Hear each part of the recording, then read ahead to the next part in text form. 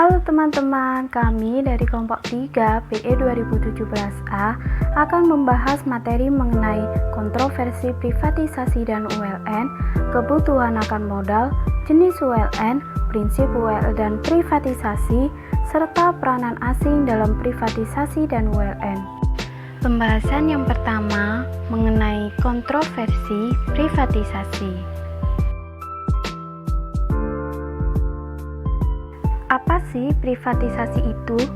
Privatisasi adalah istilah lain dari denasionalisasi, yaitu proses pengalihan kepemilikan dari milik umum menjadi milik pribadi. Khoiri pada tahun 2003 mengemukakan pengertian privatisasi secara umum sebagai kebijakan yang dilakukan oleh pemerintah dengan memberi berbagai fasilitas yang memudahkan pihak swasta dalam mengambil alih perusahaan milik negara. Baiklah teman-teman, marilah kita mengenal mengenai privatisasi BUMN. Tahukah kalian mengenai privatisasi BUMN? Privatisasi BUMN adalah suatu bentuk penjualan saham BUMN, baik sebagian maupun seluruhnya kepada pihak lain. Privatisasi merupakan salah satu cara yang dilakukan BUMN untuk meningkatkan efisiensi dan produktivitas BUMN. Privatisasi BUMN dilakukan terhadap BUMN yang merupakan persero yang modalnya terbagi dalam saham yang seluruh atau paling sedikit 51% sahamnya dimiliki oleh negara Republik Indonesia dengan tujuan utama mengejar keuntungan. Lalu bagaimana pengaturan mengenai privatisasi BUMN? Maksud dan tujuan privatisasi BUMN diatur dalam Undang-Undang Nomor 19 Tahun 2003, di mana disebutkan maksud dan tujuannya adalah 1.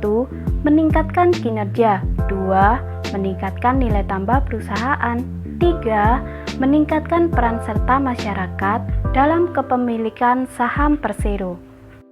Bagaimana sih pelaksanaan privatisasi BUMN? Di Indonesia, proses privatisasi diatur oleh Kementerian Negara BUMN. Privatisasi dilakukan dengan menjual sebagian atau seluruhnya dari saham BUMN. Apabila saham dijual seluruhnya, maka kepemilikan pemerintah terhadap BUMN menjadi hilang. Apabila pengelolaan menjadi milik swasta, maka ditakutkan pelayanan terhadap masyarakat akan berkurang atau ditinggalkan. Selanjutnya, kita akan mempelajari mengenai jenis dan prinsip privatisasi kontroversi utang luar negeri. Apa yang kalian ketahui tentang utang luar negeri atau ULN? Utang luar negeri adalah bantuan yang berupa program dan bantuan proyek yang diperoleh dari negara lain. Pentingnya utang luar negeri: 1. Mampu menutup defisit APBN. 2. Mampu menutup kesenjangan antara saving dengan investasi dalam negeri. Kalian sudah tahu belum apa saja sih jenis-jenis utang luar negeri? Jadi, jenis-jenis utang luar negeri dibagi menjadi 5 bagian. Yang pertama, berdasarkan bentuk pinjaman yang diterima, terdiri dari 1. Bantuan proyek, yaitu bantuan luar negeri yang digunakan untuk keperluan proyek pembangunan yang terdiri dari barang dan atau jasa serta modal. Yang kedua, bantuan teknik, yaitu pemberian bantuan tenaga-tenaga terampil atau ahli. 3. Bantuan program, bantuan yang dimaksudkan untuk 15 dana bagi tujuan-tujuan yang bersifat umum, sehingga penerimanya bebas memilih penggunaannya sesuai pilihan. Kedua, berdasarkan sumber dana pinjaman, terdiri dari 1. Pinjaman dari lembaga internasional, yaitu pinjaman yang berasal dari badan-badan internasional dan berbunga ringan. 2. Pinjaman dari negara-negara anggota IGGI atau IGI, hampir sama dengan pinjaman dari lembaga internasional, hanya saja bersifat bilateral. Ketiga, berdasarkan jangka waktu pinjaman, terdiri dari 1. Pinjaman jangka pendek, pinjaman dengan jangka waktu sampai dengan 5 tahun. 2. Pinjaman jangka menengah, pinjaman dengan jangka waktu 5-15 tahun. 3. Pinjaman jangka panjang, pinjaman dengan jangka waktu di atas 15 tahun. Keempat, berdasarkan status penerimaan pinjaman, terdiri dari 1. Pinjaman pemerintah, yaitu pinjaman yang dilakukan oleh pihak pemerintah.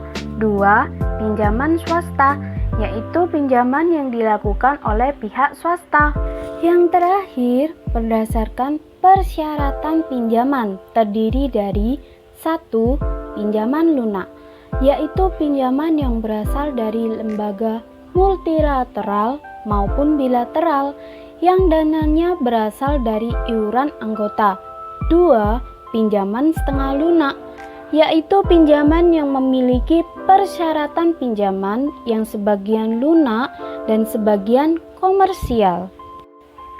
Nah, sekarang apa saja sih prinsip-prinsip utang luar negeri?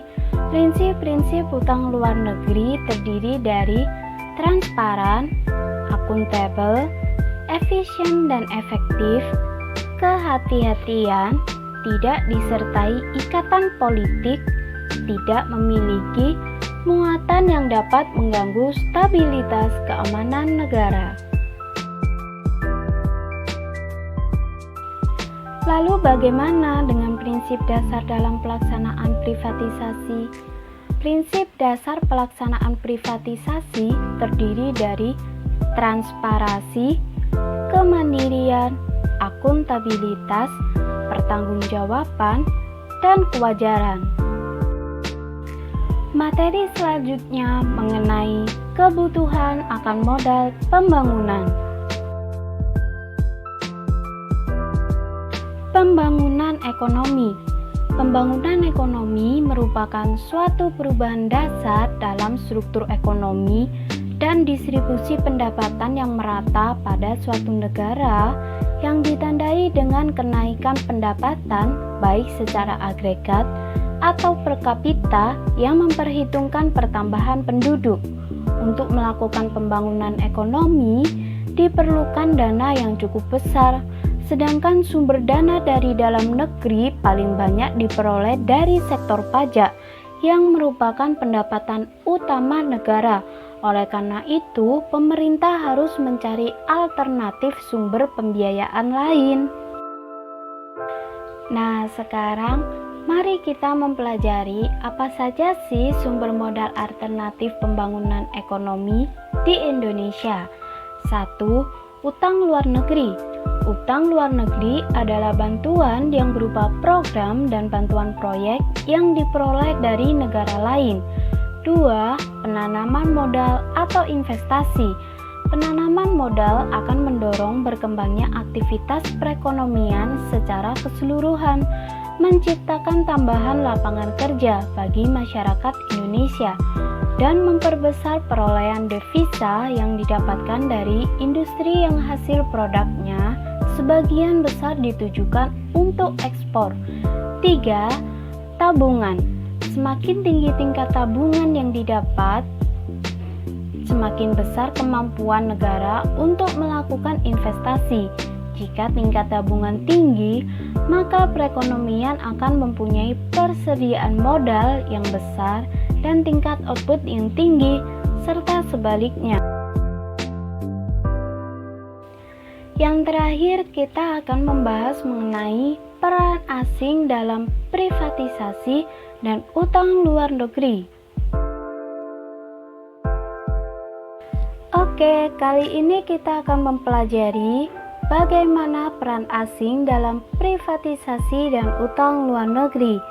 Dalam upaya privatisasi diperlukan peranan asing, orang, badan usaha atau perusahaan yang bersedia untuk membeli secara langsung dan sepenuhnya BUMN atau membeli sahamnya. Hal tersebut dilakukan apabila sewaktu-waktu pemerintah membutuhkan uang untuk membayar hutang atau menutup defisit APBN. Untuk menghindari BUMN gulung tikar, pemerintah juga mengambil tindakan menjual. Dengan begitu, negara tidak menanggung kerugian BUMN. Dengan privatisasi akan menambah anggaran penerimaan. Nah, sekarang mari kita mengenal BUMN yang sudah diprivatisasi. BUMN yang diprivatisasi dengan cara penjualan langsung adalah Jakarta International Container Terminal kepada Hutchison Port Holding yang merupakan anak usaha Hutchison Whampoa Limited milik orang terkaya Hong Kong Lee Kang Sing. Lalu ada PT Indosat Tbk yang dijual ke Singapore Telkom pada 2002 dan kini mayoritas sahamnya sudah dipegang oleh Ooredoo Group dari Qatar.